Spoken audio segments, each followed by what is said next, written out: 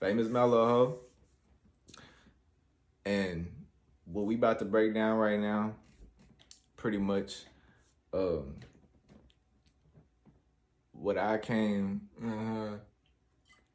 to the conclusion of as well, to add on to this breakdown of how the masculine side of Saturn, Mercury, Sun, and Jupiter is not exalted, neither fallen in these placements of this masculine side of these planets.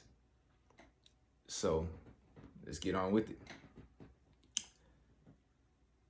Balance and completion of power in the aspects guide.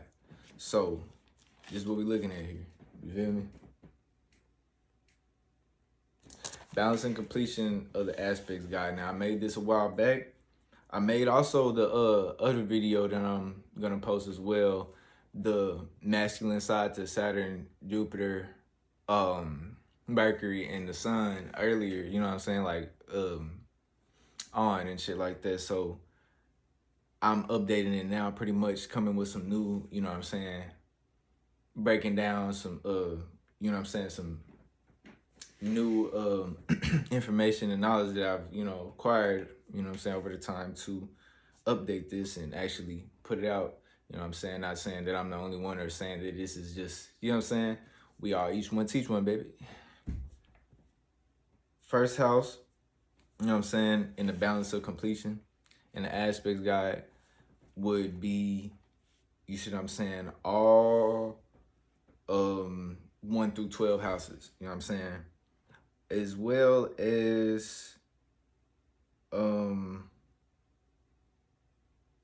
oppositions. So as well as oppositions, it's all gonna be 1 through 12, you see what I'm saying, houses. So they're all gonna be different signs, you see what I'm saying, in that case of nature. So with the first house here being all, you know what I'm saying, Aries, first house being Aries, Taurus, second house being Taurus, you know what I'm saying, so on and so forth. We don't really have to necessarily go over those things because it's pretty much self-explanatory. That's power, and you know what I'm saying, that's the first house. So what this video is, though, it's about the balance of the and completion of the power in the aspects guide, and also add on why I believe, you know what I'm saying, the most mutable aspects I believe are Aquarius, Leo, Sagittarius, and Gemini. For our spirit's ability to be for our spirit's ability to utilize. So going on from there, Aries, power of balance, you know what I'm saying? All its power would be Aries, you know what I'm saying? Its power of balance of first house, seventh house power of balance, you know what I'm saying, would be Libra. So that's his seventh house, and that's the, you know what I'm saying, the power in itself. Aries and Libra are pretty much already there with their first house and seventh house being each other. So all other things are obsolete when it comes to these two initiative energies, because it's kind of how, you know what I'm saying, it's the summer solstice energy with how this thing kind of plays out with how we initiate things, and basically are subjective to the objective, but what truly is just is truly all, you know what I'm saying, subject is all, you know, it's all, you know what I'm saying, well, I couldn't say it's all either, subjective or objective, but I would say is that this subjective plays more in a part of itself, and as well as the objective. It plays more for itself. So subjective is always gonna, it's Aries first house is Aries. Aries seventh house is Libra. Libra's first house is Libra. Libra's seventh house is Aries. So it's always gonna play as a balance of the power of each. So neither have more power than one another, basically, in this case. With it being just, you know what I'm saying, already being Aries seventh house being its, you know, power of balance, and its first house being its power, that would mean that the you see what I'm saying? It's completion, which would that would be basically like its opposite sign's house is Libra. So its opposite sign's house is Libra, so that would be its seventh house. Its personal sign's house is itself. So it would be the power in itself, like I said. So moving on from that, Taurus being first house Taurus, you see what I'm saying? This is where we get into second house Taurus. It's its own personal house being its completion in Gemini. So Gemini being what it's, you know, utilizing its, you know, energy and shit like that, and being able to be moldable and adaptable with how it gifts and talents and value is being um fixate and sustain and shit like that nature. Taurus, the second house, what it fixates and sustain and gets value and, you know, like I said, has a gift or a talent through, is how it thinks and communicates and its immediate environment with that. So that's pretty much how it where it gains its self-esteem to the maternal external, I should say, to the internal self-esteem, um, in, reflective energy from its self-esteem. You know what I'm saying? From the internal to the external, energy through communicating in an immediate environment and shit like that. So the completion comes from there, with also the seventh house of the power of balance for Taurus um being fixed water, Scorpio. So what it's having to relate and be relatable to its relationships, and how it's relating and being relatable to its relationships is fixed water. It's ability to fixate and sustain and bring together two energies to create a new a rebirth of sexing energy, or I said sexing, but yeah, like flowable creative energy when it comes to birthing something out of that material maternal to the, you know what I'm saying, um self-esteem from the internal being reflected as through its relationships and the way that it's relating its seventh house, its power of balancing that you know what I'm saying, sex energy being the balance for having to transform the ability to fixate and sustain an emotion and shit like that when it comes to that fixate and that ability to fixate and sustain um internal internal self-esteem to the maternal, you know what I'm saying, external. And see, the eighth house would be Sagittarius, you know what I'm saying, um right beside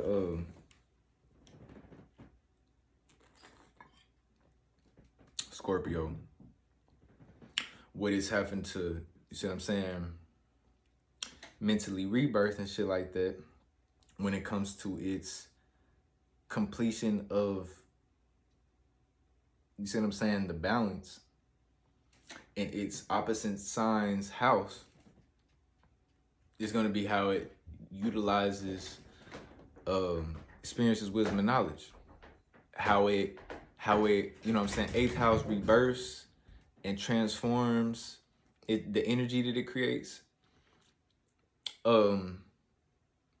know what I'm saying, from being the power balance from the second house of how it, you know what I'm saying, fixates and sustains that give value or talent within the, how it thinks within its environment, in the way that how it thinks and communicates within its environment. It's eighth house Sagittarius, you know what I'm saying, being moldable and adaptable to those, to that fixed you know what I'm saying, emotion and rebirthing energy of, you know what I'm saying, the completion of the balance and the ability to have a power seventh house. You know what I'm saying? And or have you know what I'm saying? Have a fixated, sustain a gift, value, or talent within the immediate environment and how it communicates and thinks and communicates and shit like that. So that would be pretty much the completion of balance, yeah. From second house to eighth house. So first house to seventh house, that's the power and the power of the balance. You know what I'm saying? Seventh house, power of the balance. Eighth house, completion, balance of completion. You know what I'm saying? So how it balances it, how it completes you know what I'm saying, how that Taurus energy kind of completes its energy and its ability to be able to, you know what I'm saying, actually, you know, be fulfilled when it comes to its own placement. It's going to be through the balance of completion in, as well, Sagittarius, from Gemini being its second house, Sagittarius being towards its eighth house. Its opposite sign of balance. See what I'm saying? Its power of balance being completed as well would be Sagittarius from Taurus's perspective. So as well, you can see how these the completion and the balance of completion are as well, you know, opposite, because they are the opposite houses. So second house, eighth house, Gemini, and Sagittarius for Taurus. You know what I'm saying? You know, for Taurus rising specifically. So being moldable and adaptable to others' visions, and as well as your own, you know what I'm saying, when it comes to creating, you know, metaphysically traveling and extracting wisdom, knowledge, and experience out of experiences, would be how Taurus is rebirthing and mentally rebirthing itself and shit like that, and how it balances it completes its balance, you see what I'm saying, of its opposite house. Would be through that. So first house Gemini is first house. It's Gemini. So initiating, creating, being moldable, mutable, and adaptable to, you know what I'm saying, your immediate environment, and the way you think and communicate with your immediate environment. You know what I'm saying, that being your power. With first house Gemini being there, you know what I'm saying, of course that's your power, because you can initiate and create an internal vision, or create, you know, a birth of internal vision or personal value or whatever, when it comes to that, especially for, you know what I'm saying, Gemini risings, when it comes to mutable, moldable, and adaptable experience, or, you know, think the ways that you are moldable and adaptable in the way that you think and others think and communicate in their immediate environment and shit like that. So third house from Gemini, its completion would be Leo. So Leo, fixed fire, it's it's self-expression, it's fun, entertainment, and you see what I'm saying, pleasure and shit like that, energy, would be how Gemini is third house's energy is being in itself being completed and shit like that, being able to be completed through that, because it can be moldable, be more moldable and adaptable to its environment and the way it thinks and communicates through fixating, sustaining a self-expression and shit like that.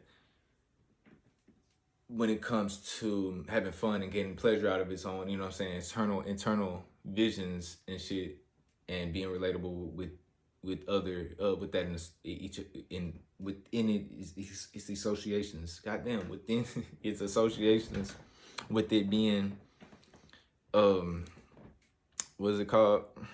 Yeah, kind of excited and shit. So I'm like, yeah. So with third house Gemini being Leo, it being the completion of it, that's how it's kind of being, you know, completing itself through Leo. It's a self-expression, being a fixed fire, and how it gives fun, pleasure, and you know what I'm saying, enjoyment out of that within its associates, and the public, it being relatable through that as well. See what I'm saying? So why I say that is because seventh house is Sagittarius. Of course, that's the power of balance. So how it is initiating, creating, you know what I'm saying, is relationships in the way is being able to be relatable and moldable. I mean, you know what I'm saying, initiating, creating relationships and being, you know what I'm saying, what it's how it relates and shit like that would be through it, you know what I'm saying, for a Gemini rising and shit like that. But for Gemini's energy in general, seventh house from it is being moldable and adaptable to those relationships and ways of relating through its internal visions and wisdom and knowledge experience, how it can be moldable and adaptable to it, that is in its own wisdom, knowledge, experience as well as others. So that's pretty much how the power of Gemini's balance plays out. You know what I'm saying? The balance of Gemini's power plays out. So ninth house to Gemini, which would be its balance of completion. So what its opposite house's completion would be, its ninth house, but from Gemini's perspective, would be Aquarius. What it's moldable and adaptable to in its visions and wisdom, knowledge, and experience, and the way that it can metaphysically travel through these things, you know what I'm saying, is being fixated and sustained through a thought, and you know what I'm saying, how it communicates and thinks and is, you see what I'm saying, individual and unique within its associations, associates, and the public. So that's pretty much the balance of completion for Gemini, ninth house being Aquarius, opposing the third house in Leo, is self-expression versus the associations and associates within the public arena. Shit like that. So, you know what I'm saying?